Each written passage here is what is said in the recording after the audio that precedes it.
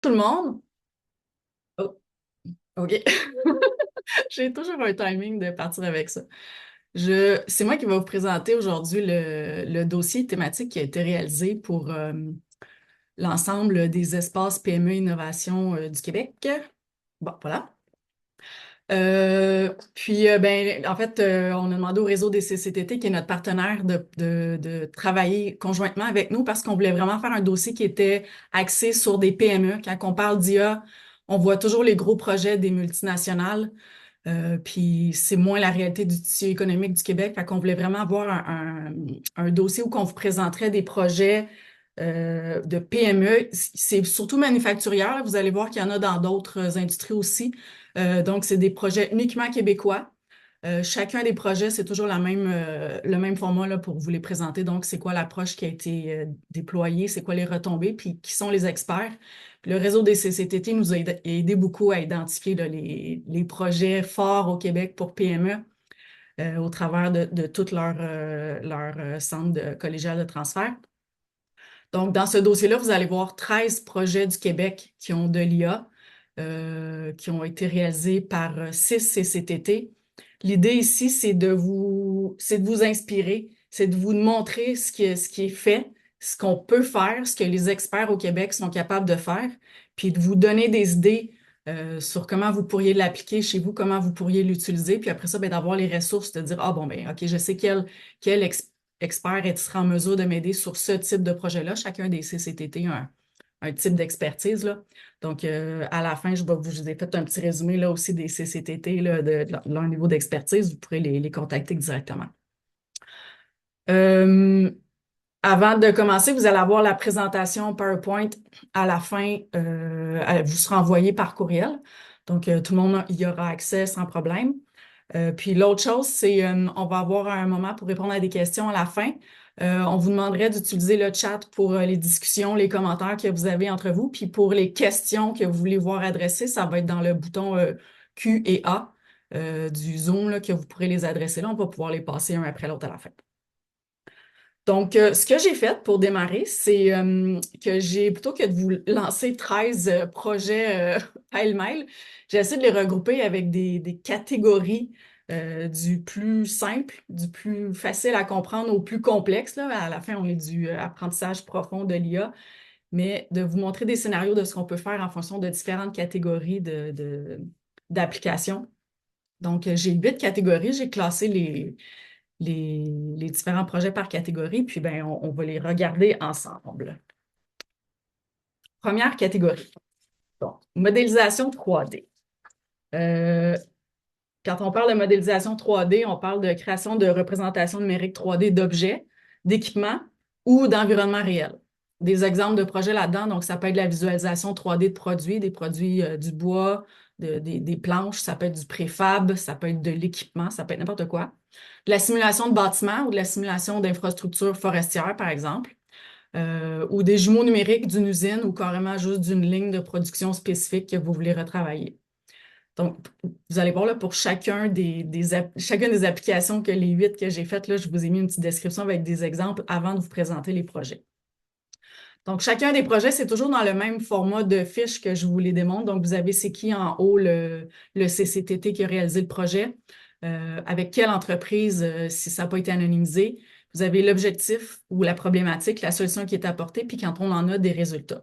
Puis aussi, vous allez voir, il y en a certains qui ont fait des vidéos pour présenter rapidement les acteurs dans le projet. Là, vous pouvez directement avoir des témoignages de l'entreprise ou des experts qui ont travaillé là-dessus. Quand ils sont disponibles, je vous les ai mis. Mais on ne les regardera pas aujourd'hui ensemble parce qu'avec la latence, là, selon la connexion d'Internet de chacun, ça peut causer des problèmes. Mais vous aurez les références là, dans le document. C'est des liens cliquables. Donc, le premier projet en modélisation 3D, c'est de la modélisation d'orthèses de pied. C'est le CIMI qui l'a réalisé ici avec une entreprise de Joliette, Krios Technologies. Donc, c'est un fabricant d'orthèses de contact dynamique. L'objectif ici, pour eux, c'était d'optimiser entièrement leur processus de fabrication d'orthèses en créant un système numérique complet on scanne le pied des patients, on modélise notre produit d'orthèse en 3D, puis après ça, on l'imprime en 3D. Donc, vous voulez pouvoir automatiser l'ensemble du projet, minimiser tout le processus de création.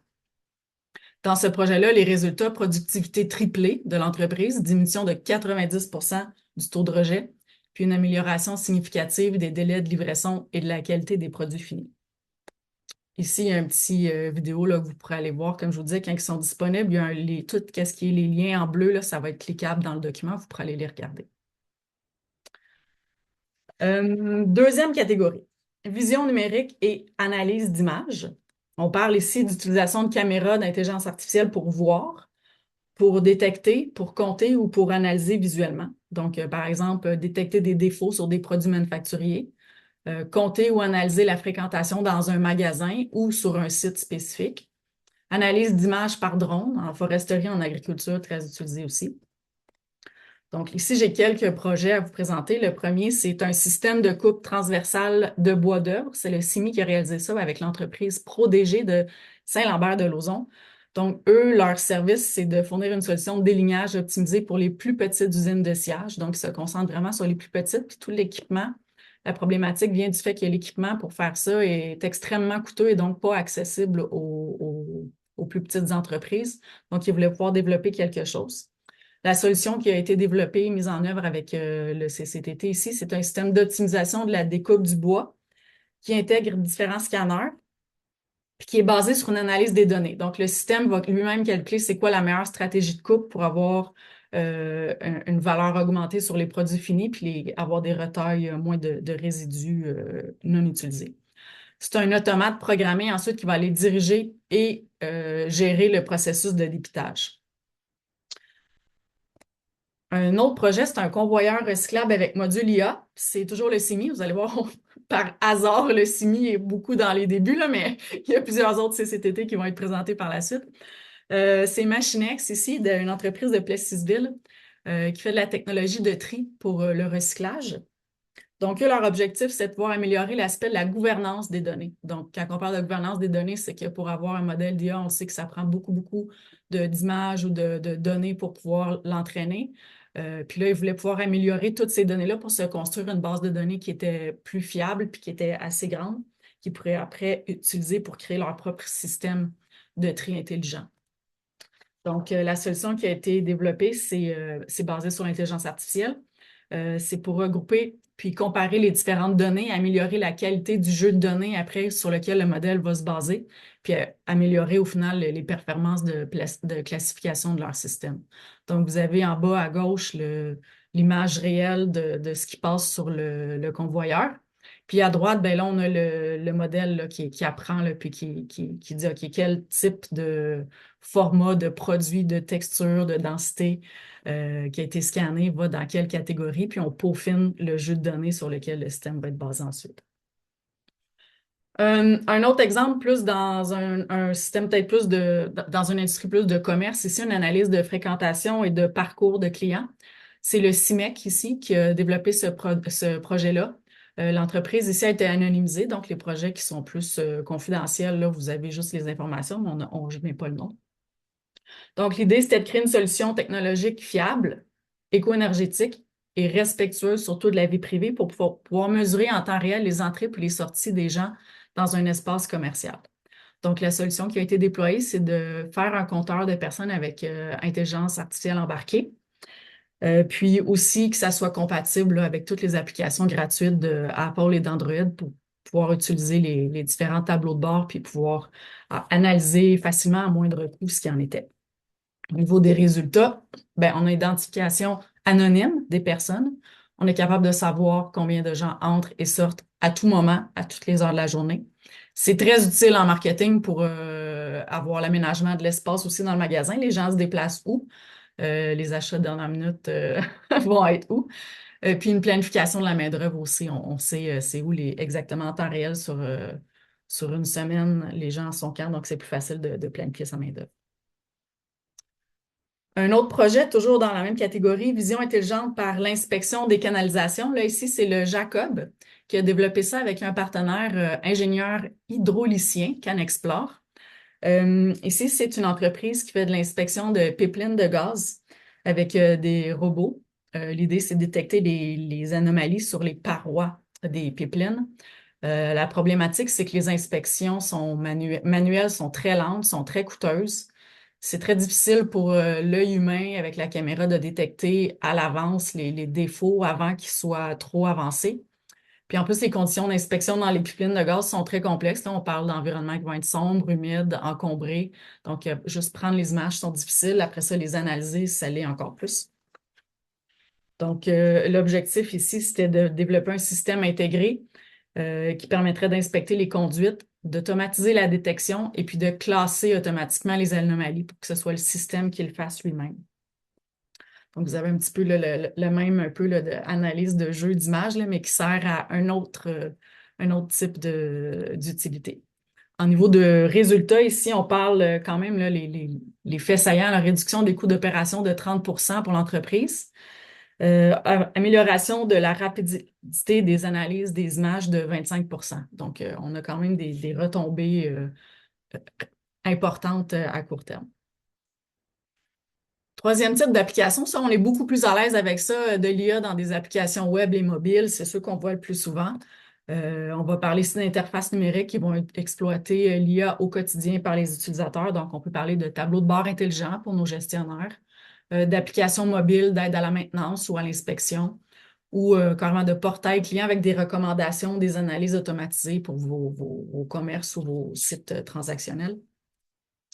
Donc, un premier projet ici réalisé, c'est Chatbot pédagogique. Donc, c'est le CIMEC qui a réalisé ça avec une entreprise qui fait de la,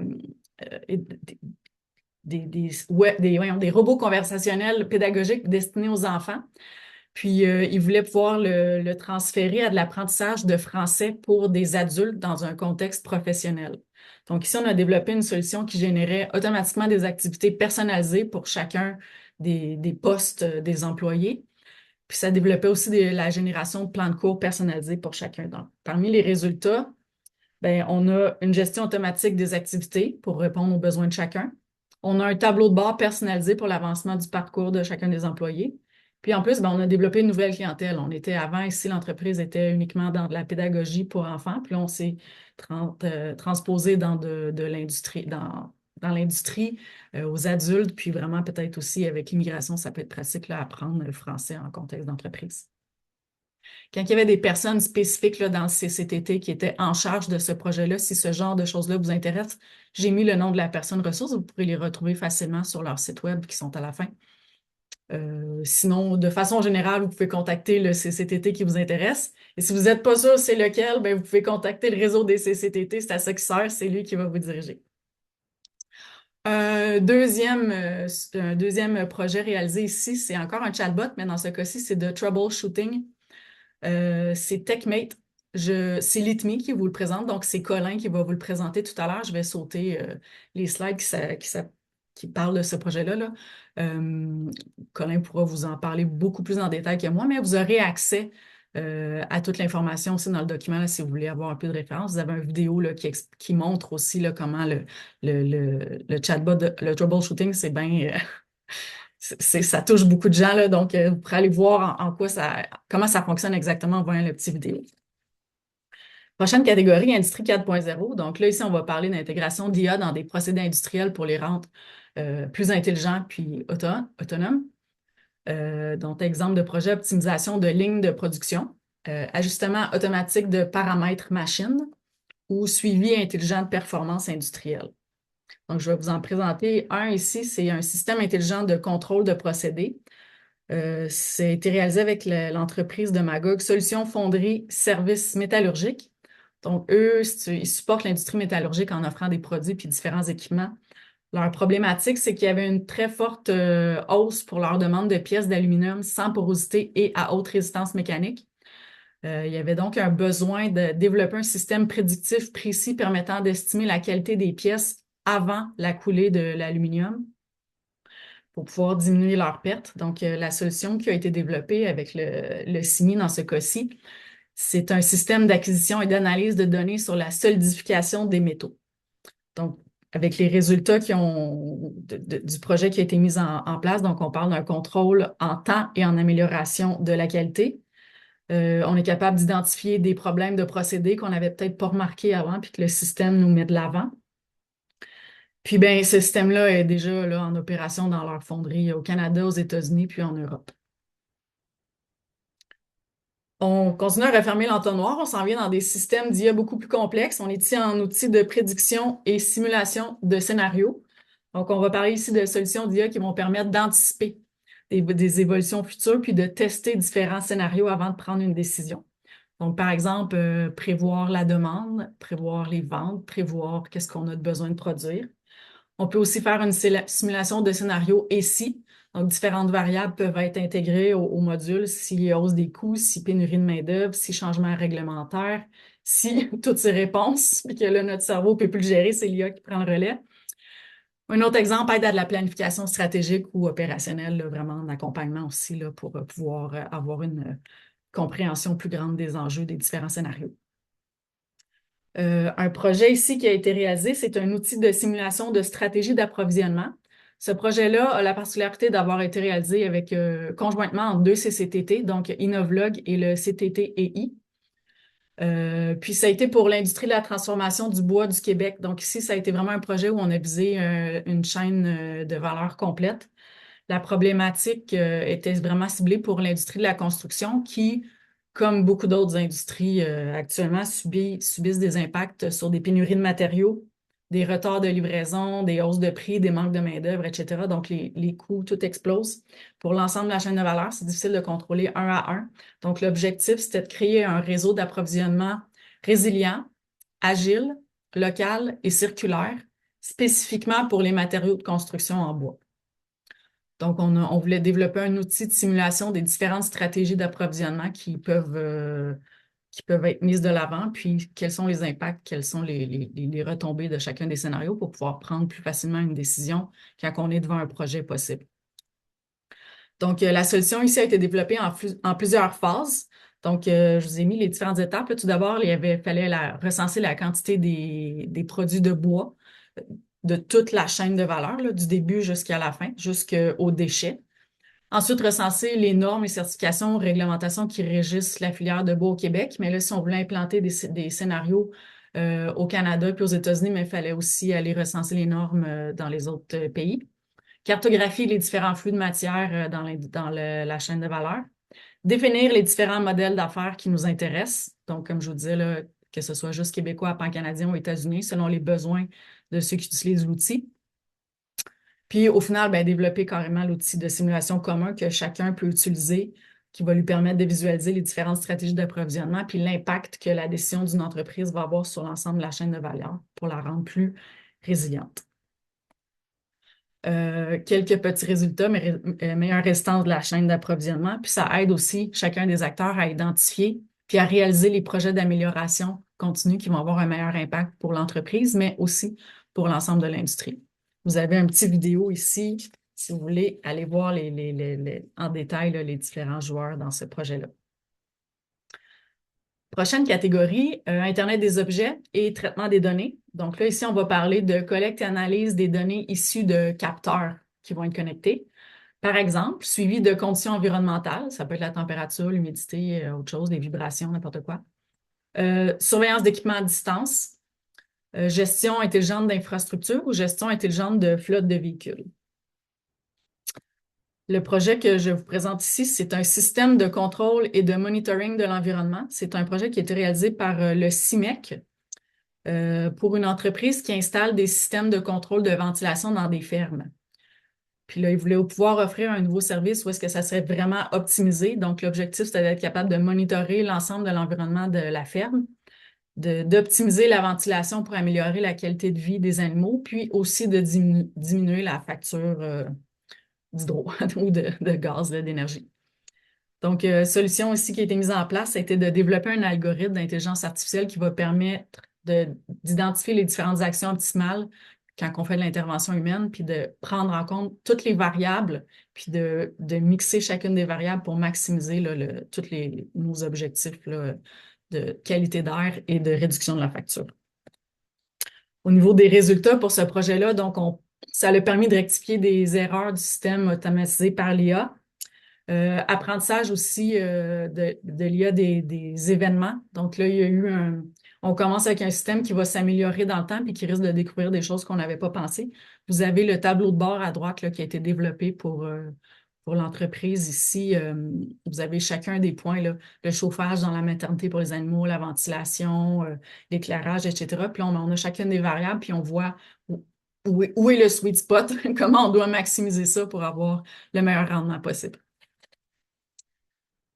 Maintenance prédictive, ben ça, on connaît un peu tout. On est tout plus à l'aise avec la maintenance prédictive. Des exemples de projets ici d'IA, ça va être la prédiction de défaillance d'équipements industriels, la réduction des arrêts non planifiés, une planification proactive de la maintenance.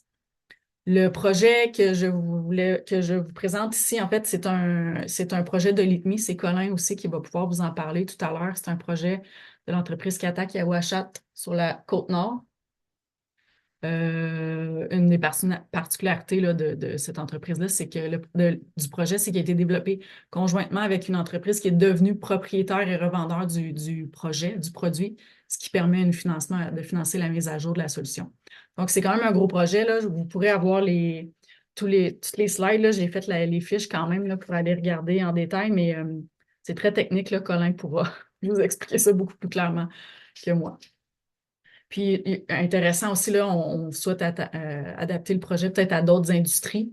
Donc, si c'est quelque chose là, qui vous intéresse, n'hésitez pas à contacter soit le CCTT, soit votre espace PME Innovation de votre région pour monter une cohorte pour aller le faire sur d'autres industries, aller l'appliquer transversalement. OK, dernière catégorie d'apprentissage par renforcement et apprentissage profond. On est beaucoup plus complexe ici. On est dans la fin de l'entonnoir. Quand on parle d'apprentissage par renforcement, c'est une méthode d'intelligence artificielle où un système apprend par essai-erreur pour optimiser une décision. Donc là, par exemple, ça va être l'optimisation de trajectoire de robots ou de véhicules, une gestion intelligente de l'énergie ou des stocks ou de l'ajustement dynamique de procédés très complexes. Quand on parle d'apprentissage profond, c'est une famille de méthodes d'intelligence artificielle qui va être basée sur des réseaux de neurones qui vont être capables de traiter des données très, très complexes et non structurées. Donc, par ça, on entend des exemples de projets, par exemple, tout ce qui est images et vidéos, là, on parle d'apprentissage profond, c'est de la reconnaissance d'images et de vidéos. On a énormément chaque pixel est une donnée là, analysée. Analyse de textes ou de documents à très, très grande échelle. Détection avancée d'anomalies dans des systèmes très complexes où il y a beaucoup de variables. Ça peut avoir un intérêt d'avoir de l'apprentissage profond là-dedans. Donc, le premier projet que je vous présente ici, c'est de l'optimisation de tri automatisé. On avait tout à l'heure un projet similaire avec le tri du convoyeur de recyclage, mais lui, c'était seulement d'améliorer la gouvernance de son jeu de données. Là, ici, ce qu'on veut, c'est d'avoir vraiment un tri sélectif automatisé, puis au bout, il y a même le bras robotisé qui s'en occupe. Donc, ça aussi, c'est un projet réalisé conjointement avec deux CCTT, le Jacob dans ce cas-ci et le CRVI. Donc, c'est un tri sélectif de déchets sur un convoyeur à partir d'un bras robotisé. Comme je vous disais, la problématique, c'est qu'ils doivent prioriser les actions à effectuer pour décider en premier ce sur quoi on s'attarde, puis après ça, agir. Donc, l'objectif, c'était d'avoir l'algorithme automatique qui permettrait de faire ce choix-là. Puis après ça, de connecter ça au bras robotisé qui prend acte. Donc, l'idée, c'est de maximiser la précision et la rapidité, puis en tenant compte de toutes les priorités qu'on a intégrées dans le modèle. Donc, on a ici un système qui a été développé, c'est de l'apprentissage par renforcement, puis on a mis un humain dans la boucle. Au niveau des résultats de ce projet-là, là, je vous le vulgarise là, parce que c'est du très complexe apprentissage et post-traitement de données, etc. Mais on a déjà un IA qui permet d'aider à prioriser les objets à sélectionner. Ensuite, on a on a une réduction de 41% du temps d'entraînement du modèle en ayant ce modèle-là et en ayant mis l'humain dans la boucle. Puis, ben, c'est adaptable à d'autres environnements industriels aussi. Ce système-là qui a été développé juste pour le tri de recyclage pourrait être réutilisé avec un autre jeu de données dans une autre industrie. Donc, ça peut être, si ça vous parle, ça peut être un projet que vous pourriez vous vous investir dedans. Le dernier projet que je vais vous présenter aujourd'hui, c'est cartographier les combustibles forestiers. C'est le CERFO qui a réalisé ça pour la SOPFEU. Donc là, c'est de l'apprentissage profond. Il y a de l'analyse d'images, il y a de le traitement des données, il y a plein d'autres choses aussi, là, mais là, on est vraiment dans le plus compliqué d'apprentissage profond. La réalité, c'est que pour la cartographie des secteurs à risque va être un élément très important dans les recommandations de la SOPFEU. Puis pour pouvoir faire des recommandations, bien, la SOPFEU a besoin d'identifier les différentes zones d'habitation humaine où est-ce qu'il y a des risques. C'est très difficile d'avoir toute cette information-là dans des villages nordiques où est-ce qu'on n'a pas beaucoup d'images, où est-ce que le look est différent, la faune, la flore est différente. Donc, on utilise habituellement, c'est de la photo-interprétation pour pouvoir analyser où sont les risques, puis quels sont les différents niveaux. La photo-interprétation, il y a peu de gens qui font ça, puis c'est très, très complexe à réaliser là, humainement. Donc là, on voulait intégrer de l'intelligence là-dedans, artificielle. Il y a déjà de l'intelligence, mais on voulait intégrer l'artificielle. Donc, l'objectif, c'était d'identifier et classer des combustibles forestiers, premièrement, mais aussi d'identifier les bâtiments, où sont les bâtiments à protéger, puis de fournir des cartes pour 7 communautés nordiques à la SOPFEU, donc qui leur permettrait après ça d'avoir une autonomie là, pour pouvoir prendre des décisions quand il y a des feux de forêt qui se déclarent, puis pouvoir plus facilement faire des recommandations à ces communautés-là sur comment diminuer le risque. Donc là, je vous ai décortiqué un petit peu plus les étapes, là, différentes étapes pour pouvoir développer ce système d'IA-là. Donc, premièrement, il faut utiliser ces données puis pré-traitement des données. Donc, on va voir les images qu'on possède déjà, les images satellitaires. Est-ce qu'il y a déjà des traitements qui ont été appliqués à ça? Est-ce qu'il y a déjà des gens qui ont fait de la photo-interprétation? Après ça, on doit développer un algorithme de détection de bâtiments. Donc là, ça prend beaucoup, beaucoup de données pour pouvoir détecter qu'est-ce qui est une bâtisse, qu'est-ce qui n'est pas une bâtisse. Puis dans les villages nordiques, il n'y a pas assez de bâtiments, donc on a dû se baser sur des jeux de données de d'autres régions pour pouvoir entraîner un premier algorithme. Après ça, on a fait des différentes itérations avec l'humain dans la boucle aussi, avec des images de Chibougamau puis de la Romaine, où est-ce qu'on avait déjà un peu de données de bâtiments. Euh, on avait déjà là, à ce moment-là, là, après toutes les itérations qui ont été réalisées, un taux de détection de bâtiments de 90 là, de justesse. Troisième étape, on refait la même chose, mais pour les combustibles forestiers, on doit apprendre à l'intelligence artificielle à les reconnaître. Donc, on commence à faire des classifications de différents types de combustibles. Donc, qu'est-ce qui n'est pas combustible, qu'est-ce qui est des milieux humides, qu'est-ce qui est de la végétation basse, qu'est-ce qui est de la végétation haute, etc. Puis là, ben, vous voyez à droite, là, petit à petit, on apprend ceci est une zone de tel type de combustible forestier. Puis après ça, ben, on prépare les jeux de données pour avoir des données uniformes, les entraîner, faire du post-traitement, etc. Puis au final, ben, on se retrouve avec la catégorie, avec la cartographie pour appliquer nos 2 modèles d'intelligence, les 2 algorithmes à l'image la plus récente qu'on a de chacune des 7 communautés qu'on veut cartographier. Je vous ai mis ici là, rapidement des résultats rapides. Là, donc, cartographie des bâtiments et combustibles forestiers a été réalisée pour chacune des 7 communautés. Pour les bâtiments, vous avez vu, on était déjà à un taux de 90 de succès d'identification. Pour les combustibles forestiers, ça dépendait des taux, mais vous voyez, on était déjà pas mal au-dessus de 70 pour la majorité des taux. Donc, ça fait pas mal, ça fait le tour, en fait, des 13 projets des 6 CTTT que je voulais vous présenter. Ce que j'ai fait juste à la fin, vous le trouverez, là, c'était un tour des 6 CTTT que j'ai parlé là, rapidement. Là, leurs petits logos sont cliquables. Là. Vous pourrez aller dans la présentation, cliquer et aller directement sur leur site web. Mais pour chacun d'eux, j'ai fait une liste d'expertise dans quoi ils sont spécifiques. Parce que là, je vous ai présenté un projet sur un sujet en particulier pour différents CCTT, mais ils ont beaucoup d'expertise, beaucoup plus large que ça. Donc, vous pourrez aller voir peut-être lequel qui pourrait, si vous avez un projet en IA, là, qui pourrait vous répondre, qui pourrait répondre mieux. Donc, le Jacob, et voilà. Donc, ça fait le tour pour moi.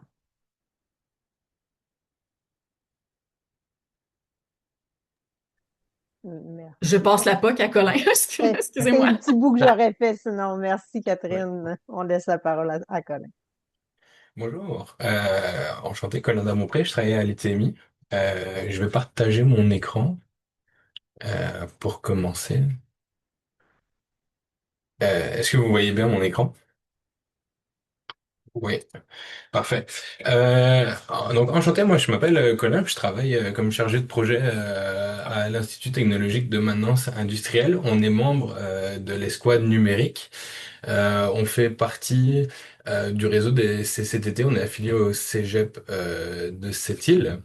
Et pour se présenter rapidement, nous on a comme quatre gros créneaux chez nous, dont un qui est la gestion de la maintenance industrielle, où là c'est vraiment un peu plus technique. On arrive chez vous, puis on est capable de prendre en charge la maintenance avec vous, vous coacher,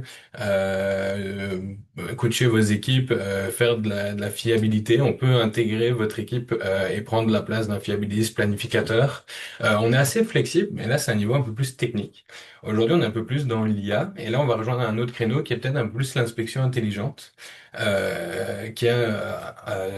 sur lesquels on réalise plusieurs projets pour étudier les machines, récupérer des données, puis exploiter ces données-là de la meilleure des façons. On a aussi un créneau de traçabilité et télécommunication. On a plusieurs systèmes RFID dans le ferroviaire, sur le chemin de fer ici à cette île et ailleurs. Et on a un dernier créneau qui est le développement d'applications sur mesure. Puis les trois derniers créneaux que j'ai présentés sont assez transversaux. On les utilise, on utilise un peu les connaissances pour développer des applications d'IA de maintenance prédictive. Puis au lieu de vous parler de c'est quoi la maintenance prédictive, puis de vous expliquer comment le faire, je pense que le mieux c'est de passer par un projet. Mais il y a une première question que j'adore poser, c'est pourquoi tendre vers une stratégie de maintenance prédictive?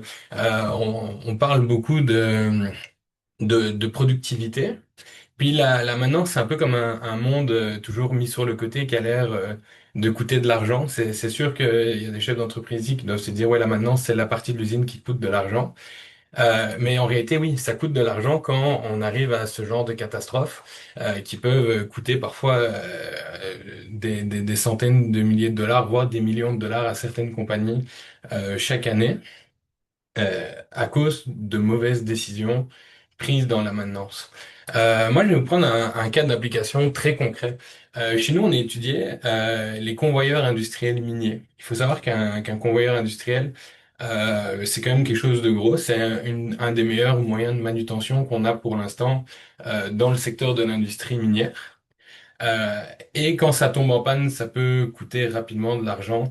On parle de plusieurs centaines de milliers de dollars à l'heure. Alors, qu'est-ce qu'on a fait avec l'ITMI sur ce projet?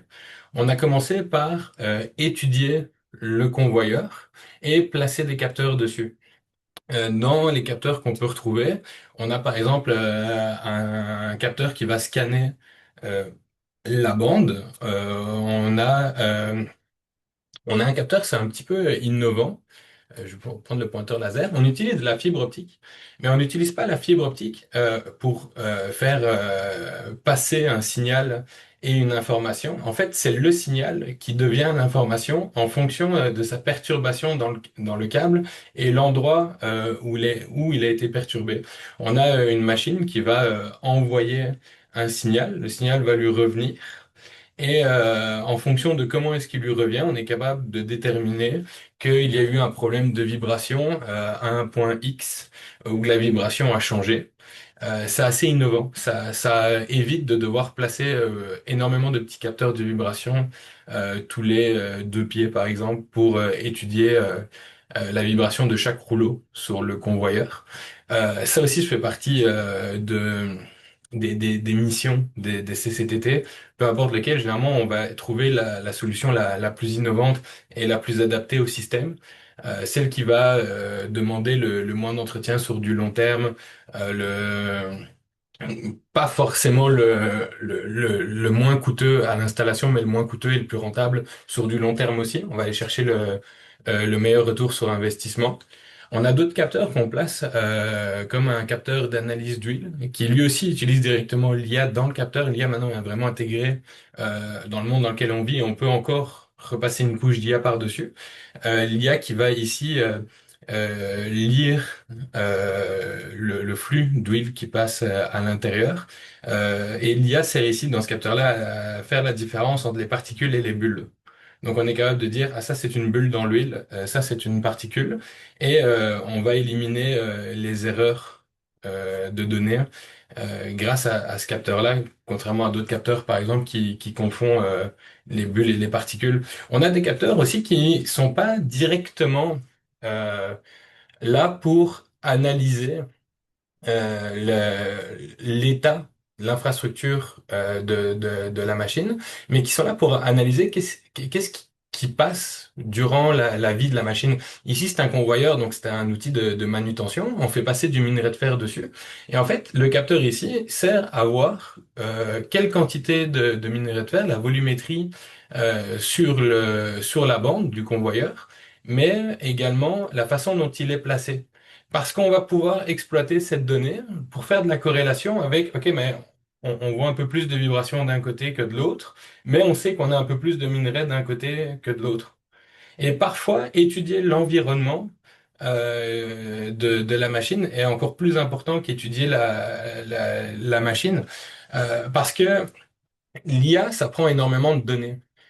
Et c'est parfois plus facile pour commencer à trouver des problèmes de connaître les bonnes conditions de fonctionnement et détecter déjà un changement que forcément aller chercher les défauts précis quand on n'a pas encore assez de données à exploiter.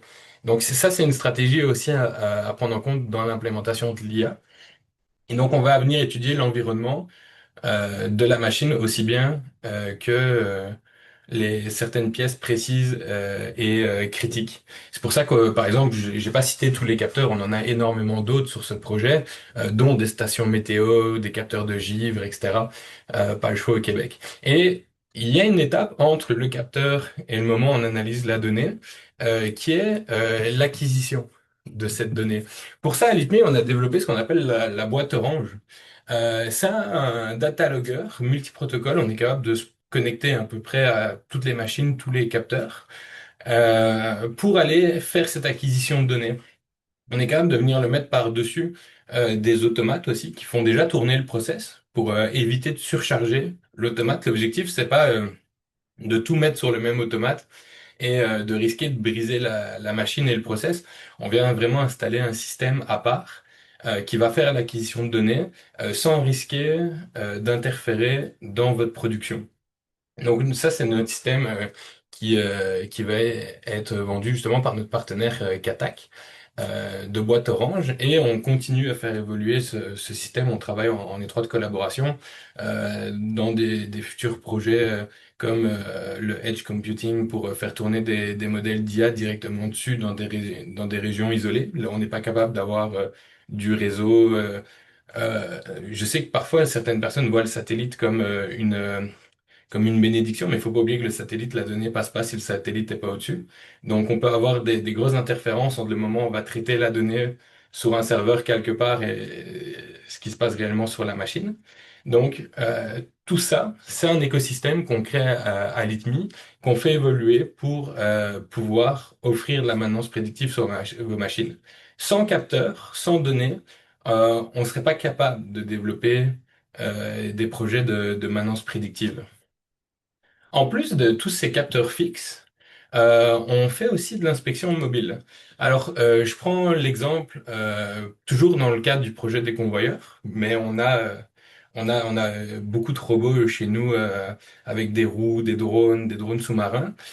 Pour le projet d'inspection de convoyeurs, on utilise le chien Spot de Boston Dynamics sur lequel le chien, en réalité, c'est un ordinateur qui a des pattes. On déplace un ordinateur sur lequel il y a des cartes électroniques qui font tourner de l'IA et qui est capable, en temps réel, en se baladant dans vos installations, de détecter des défauts en fonction de ce qu'on lui a demandé de chercher. Par exemple, ici, on lui a demandé de lire les jauges et il va faire en réalité de la trigonométrie, il va mettre des points dessus. Donc ça c'est avec l'IA, il va reconnaître la jauge, il va savoir mettre des points, puis il va nous calculer un triangle entre le zéro, là où est l'aiguille, pour pouvoir dire précisément, ok, ben c'est quoi la pression, c'est quoi la température, c'est quoi la donnée qu'on est capable de sortir de cette jauge. avec un petit algorithme.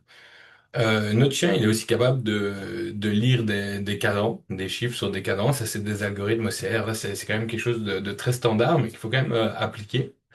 Euh, on va aller pareil chercher des données. Puis s'il voit que par exemple il y a une température qui est trop élevée, nous par exemple au Cégep on a des techniciens qui faisaient des tournées d'inspection à tous les jours, toutes les semaines, des salles, des machines pour voir si tout était correct. Maintenant on est capable d'envoyer le chien et que le chien prenne toutes les données comme un technicien l'aurait fait avant pour voir il y a pas quelque chose qui dépasse.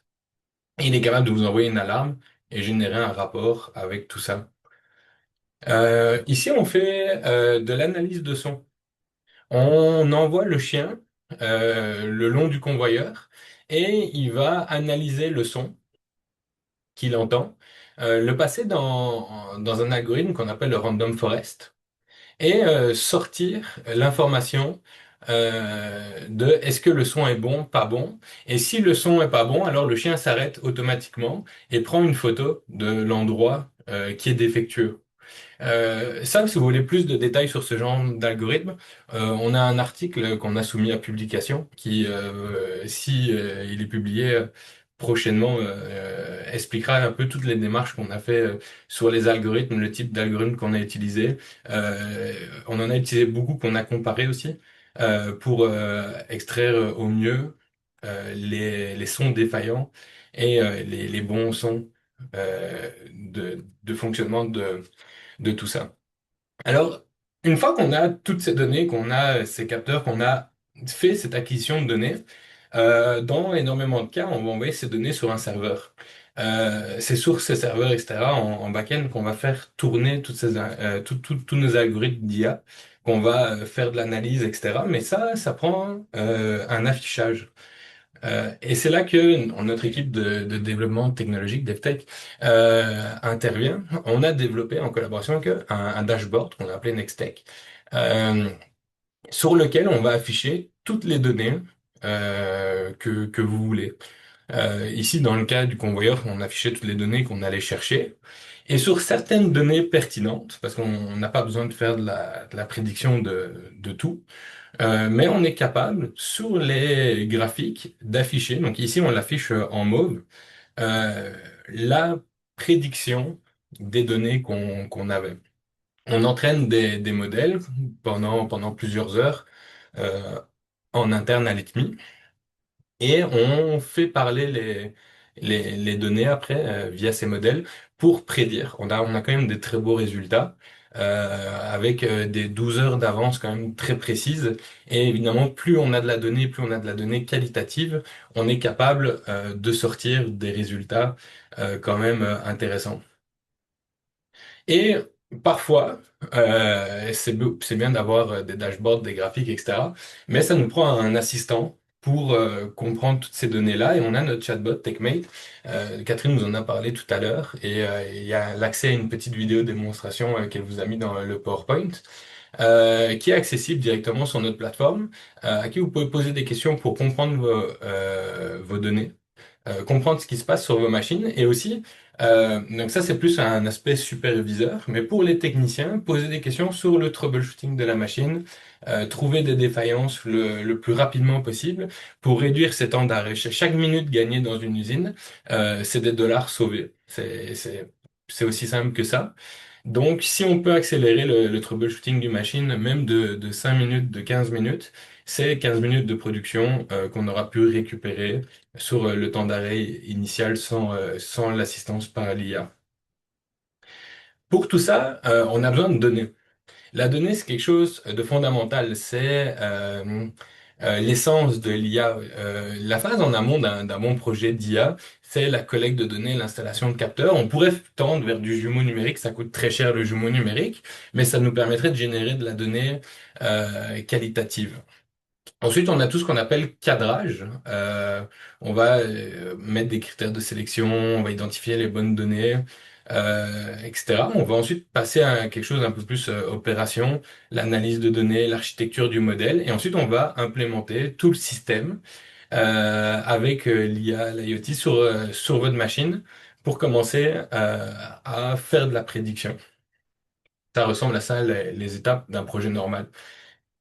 Et si ça vous intéresse, la maintenance prédictive, généralement, on parle de pyramide dans la maintenance où il faut un correctif quand même assez solide, un préventif qui tient la route, pouvoir avoir un début de maintenance conditionnelle et pour arriver à la maintenance prédictive. Mais en réalité, la maintenance prédictive, c'est beaucoup plus fragile que ça. On est plus dans une représentation de Jenga où on a besoin quand même de bases solides, fondamentales dans la maintenance pour pouvoir aller grimper dans notre Jenga au niveau de capteurs, d'AMDEC. On a besoin de données pour pouvoir arriver au sommet de notre Jenga où on aurait de la prédiction et de la prescription. La prescription, c'est la recommandation d'action. C'est essentiel d'avoir une stratégie de maintenance construite correctement pour pouvoir arriver à ça. On peut pas arriver chez vous et faire de la maintenance prédictive si vous n'êtes pas capable d'avoir des machines qui sont déjà normalement tenues correctement. Euh, les facteurs de succès d'un projet, parce que c'est ça qui vous intéresse, c'est le succès de votre projet.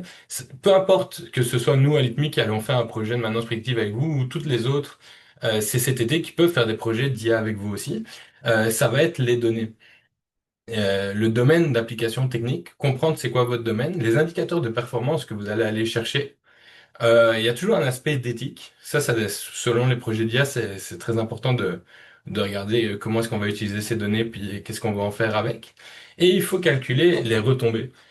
Souvent, on va avoir des projets d'IA qui coûtent bien plus cher que ce qu'ils rapportent parce que c'était pas la bonne décision de passer à l'IA ou c'était pas le bon moment. Et ça, c'est quelque chose de très important pour vous. Et c'est quand même quelque chose dans le réseau des CCTT, en tout cas nous à l'ITMI, on privilégie l'honnêteté puis dire c'est pas le bon moment pour vous, vous n'allez pas avoir des bons retombées économiques avec ça, plutôt que vous vendre un projet pour vous vendre un projet. C'est pas ça l'intérêt d'une bonne transition numérique. Si on voit que vous n'êtes pas prêt, on va travailler avec vous pour que vous soyez prêt. Par contre, les retombées que vous pourriez avoir, une fois que vous êtes prêt à passer à l'IA, c'est un vrai gain de temps. Comme j'ai dit, on est capable d'accélérer du troubleshooting, on est capable de prédire des pannes, changer une courroie, ça prend quelques heures. Réparer ce qui a brisé après la courroie, ça peut prendre plusieurs journées parfois.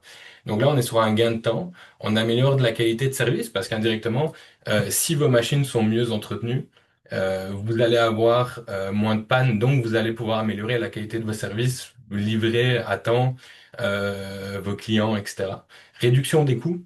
Là maintenant, c'est quelque chose qui coûte de l'argent. L'objectif, c'est de réduire les coûts le plus possible. Jamais arriver à zéro, c'est impossible, mais les réduire.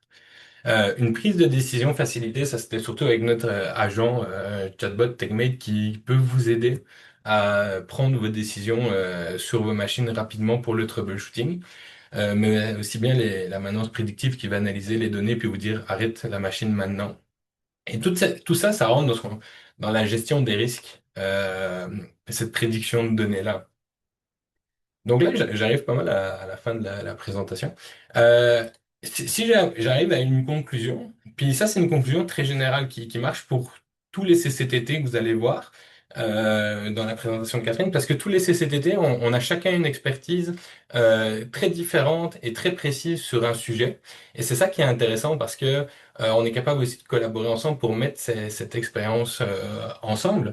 Mais il y avait cet article du MIT qui reporte que 95% des projets d'IA ne marchent pas. Mais ça, c'est parce que ce qu'on peut voir à travers le monde, c'est que le modèle économique, pour l'instant, vend des projets d'IA sans comprendre c'est quoi votre besoin. Et dans le cadre de la maintenance, comme je l'ai dit tantôt, si on ne comprend pas la machine et qu'on ne comprend pas l'environnement autour de la machine, on ne peut pas comprendre ce qu'on fait. On est tous capables de faire un algorithme. Maintenant, c'est accessible à tout le monde sur Internet. Les modèles sont disponibles. Mais si on n'est pas capable de tuner ce modèle pour qu'il réponde à votre besoin, vous allez avoir un projet qui vous aura coûté très cher parce que l'IA, ça coûte cher. Il faut rester réaliste. Il faut l'investir correctement. Il faut regarder ce retour sur investissement. Mais si vous n'êtes pas accompagné correctement pour ça, vous risquez de dépenser de l'argent inutilement. Vous êtes mieux de faire un don à une œuvre caritative, par exemple, ça va être plus bénéfique. Mais si vous voulez un vrai projet d'IA qui va aller de l'avant, par exemple, le réseau des CCTT, c'est un exemple parfait avec tous les projets que vous allez pouvoir voir, parce que on va arriver dans votre réalité et la comprendre et passer du temps avec vous et aller sur le terrain et comprendre c'est quoi vos machines. Et ça, c'est la petite différence. Comme pour le projet des convoyeurs, on était à côté, on a passé du temps avec les techniciens, on a étudié les convoyeurs. Je les connais aussi bien que le fabricant maintenant. Et on est capable d'aller une étape au-dessus. C'est vraiment ça la plus-value de travailler avec nous sur ce genre de projet. Je vous remercie pour la présentation. Je pense que j'ai pas laissé mes contacts, mais Alexandre a laissé les siens. Chez nous, ça passe beaucoup par Alexandre. Après, il va vous renvoyer vers nous si vous en avez besoin. Sinon, vous pouvez aller sur le site internet de l'ITMI, puis vous allez pouvoir nous contacter directement si c'est pour des projets de maintenance. Merci beaucoup. Merci, Colin. On va te garder avec nous. Catherine aussi, Pas de on va souci. répondre à quelques questions. J'en profite pour souligner qu'en fait, vos contacts vont être joints aussi au courriel là, qui va vous être Oui. envoyé après le webinaire avec l'enregistrement et la présentation. Fait que ça va être un beau kit d'informations que vous allez recevoir après tout ça. Pour les questions, on en a deux pour le moment. Vous pouvez les écrire dans le Q&A. Sinon, si vous voulez lever la main, je vais pouvoir aussi accorder des droits de parole, là, fait que ça peut se faire de ces deux façons-là. Je démarrerai par Ariel Fonteau qui a levé sa main depuis le tout début. Je vais ouvrir le micro. Ariel, si tu es encore avec nous, tu peux prendre la parole. Ou peut-être pas. On va peut-être démarrer avec Mathieu dans ce cas-là. Ariel, si jamais tu nous fais signe. Mathieu Dubord avait une question par rapport, est-ce que les modèles d'IA que nous utilisons sont propriétaires ou bien on est dépendant des grands fournisseurs de LLM? Là, si je me trompe pas, on fait référence au Large Language Model. Excusez mon anglais. Fait que je sais pas si Colin ou Catherine voulaient prendre la balle. Ouais, mais je sais pas, Catherine, tu veux répondre? Je Non, peux y vas-y. aller. En fait, un modèle d'IA, c'est très large. Un LLM, c'est une petite partie de ce qu'il existe dans le monde de l'IA. Par exemple, la maintenance prédictive, c'est un modèle d'IA. Et le meilleur exemple que j'ai, c'est que la plupart des clients chez qui on a fait l'implémentation de maintenance prédictive, c'est des compagnies qui sont très fermées, sur lesquelles on a installé les modèles directement chez eux, qui tournent en local.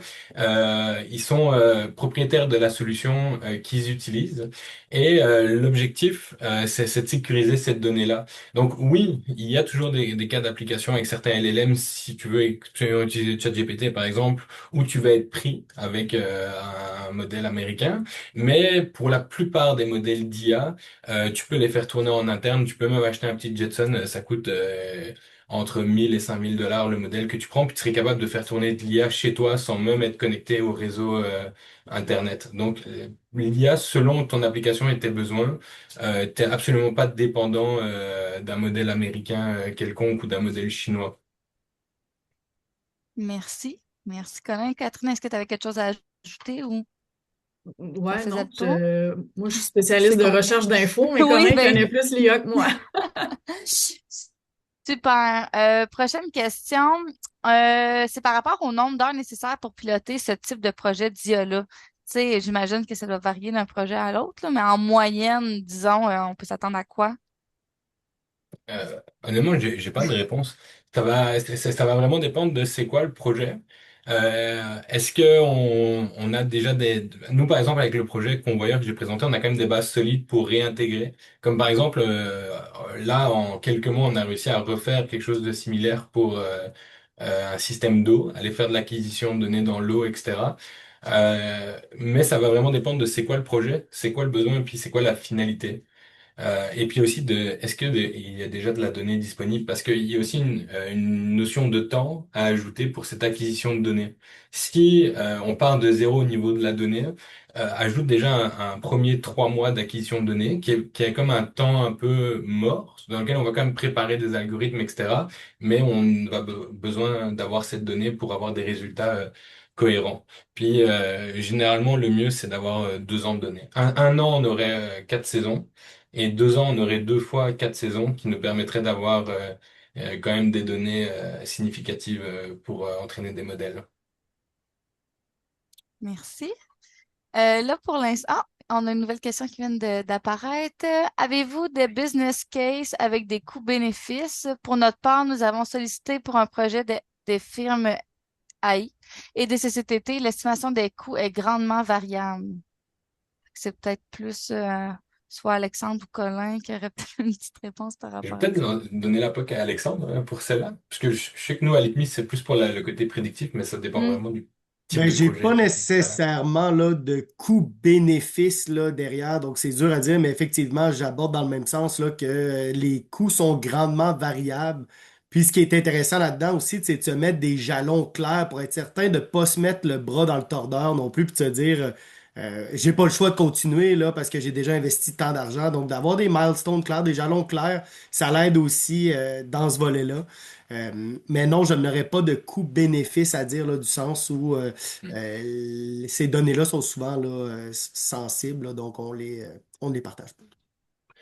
Maintenant, ce qu'on peut faire pour rebondir sur Alexandre, c'est au début du projet, commencer par estimer le ROI du projet. Ça, c'est quelque chose qui pourrait être débunké. Et puis parfois, mettre un peu d'argent pour un bon cahier des charges et analyser un ROI, ça peut arriver au fait qu'on fasse pas le projet, mais au moins, tu auras sauvé des centaines de milliers de dollars par la suite parce que ça peut vite coûter cher un projet d'IA.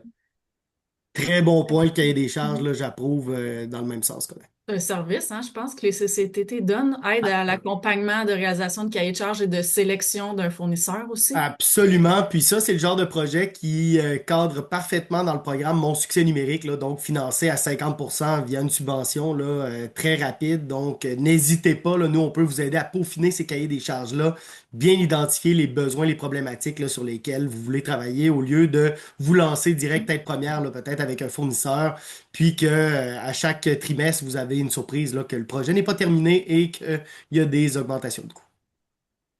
C'était une super réponse en intelligence collective. On aime ça, c'était super. Julie a une question, fait que je vais te permettre d'ouvrir ton micro pour la poser directement.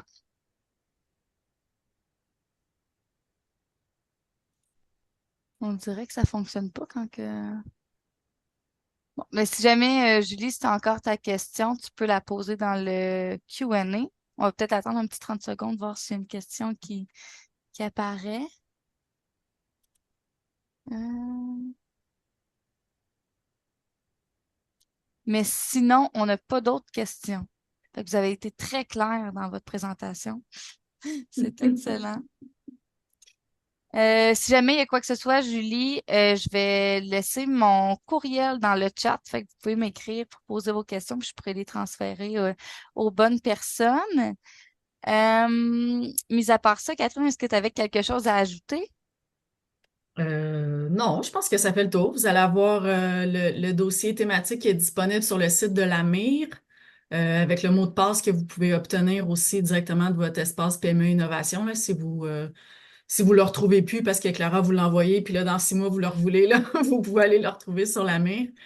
Puis ben, on a deux prochains dossiers aussi qui vont être réalisés à partir de cette année. Le prochain, ça va être justement, je pense, sur l'IA générative, des scénarios d'utilisation pour PME. Merveilleux. Donc, ben, merci tout le monde. Puis, bonne journée. Je vous envoie le courriel cet après-midi avec toutes les informations des intervenants, de la présentation, etc. Bon dîner tout le Merci. monde. Bye bye. Merci, bonne journée.